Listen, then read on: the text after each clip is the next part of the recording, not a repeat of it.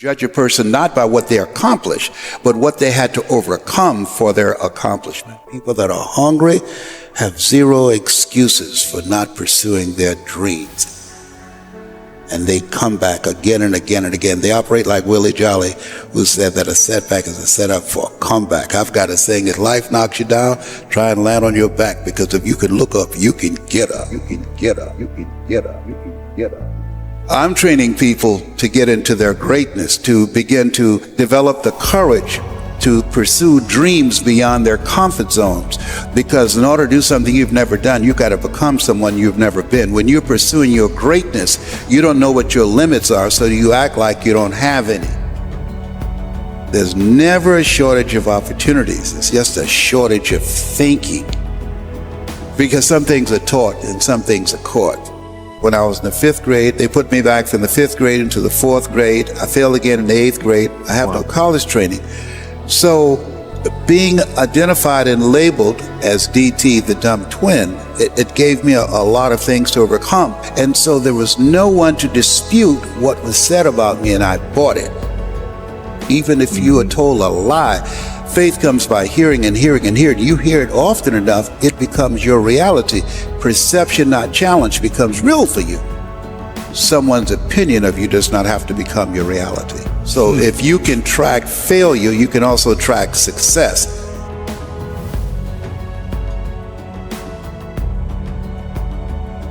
You have greatness in you. I don't know you, but here's what I know based upon my own experience. You have greatness in you, that you have the ability to do more than you could ever begin to imagine. You have greatness in you. There's a presence in each and every one of us that waits and listens to the voice of the genuine in yourself. It will be perhaps the only God you will ever have or hear. And if you cannot hear it, all of your life will be spent on the ends of strings that somebody else pulls. When you recognize your greatness, no one will ever pull your strings. You are different. You were created on purpose with a purpose to manifest that purpose through you. You will never exercise authority and dominion over your life until you exercise authority and dominion over what you are not. Most people go through life living the lie that has been told about them. There's something in you that's greater than your circumstances. There's something in you that's greater than the adversities that you're facing. In life, you're either in a problem, just left one, or headed toward one. You have greatness in you. When you're pursuing your greatness, you live from a place of the willingness to live life courageously, to be willing to take chances, to become a risk taker, to make impact, to go beyond believing to knowing, to lean not unto your own understanding, to feel within yourself, there's some cause, there's something that's bigger than me, but I'm never alone in facing this. There's a presence that will never leave me nor forsake me. And that when you step into that place, more of thee, less of me, that there's a place where we can go within ourselves. There are things that we can accomplish, things that we can do that eye has not seen, ear has not heard, nor is in the heart of mankind what God has in store for us. When we surrender life to me, when you're pursuing your greatness, you find something that you love, that you surrender to that something gives you life, and that you turn yourself over to that and allow yourself to be used by life. That, to me, is what greatness is. When I was diagnosed with prostate cancer and I was pondering about my life, am I going to beat this? And I was reading his words for comfort, and he said, the ideal situation for a man or woman to die is to have family members praying with them as they cross over. But imagine being on your deathbed and standing around your bed, the ghost of the dreams, the ideas, the abilities given to you by life, but you, for whatever reason, you never pursued those dreams. You never acted on those ideas. You never used those gifts, and there they are looking at you with large angry eyes saying, we came to you, and only you could have given us life, and now we must die with you forever. And the question is, if you died today, what dreams, what ideas, what gifts will die with you?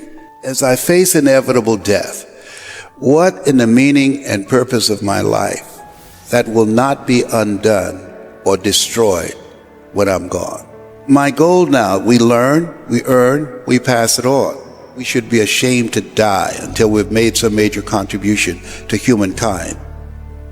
I think it's important that people find something that gives their life a sense of meaning and value that drives them, that becomes their magnificent obsession. Because we live in a world where we're told more about our limitations rather than our potential, we go to our graves never knowing who we really are. How do we develop a sense of belief? What I'm hearing you say is belief is one of the most important things we can have in ourselves. It is major. It's an ongoing process. I encourage people to read at a minimum of 30 to 40 pages of something positive every day to program your mind, and all of us can do that. We can go to the library and check out books.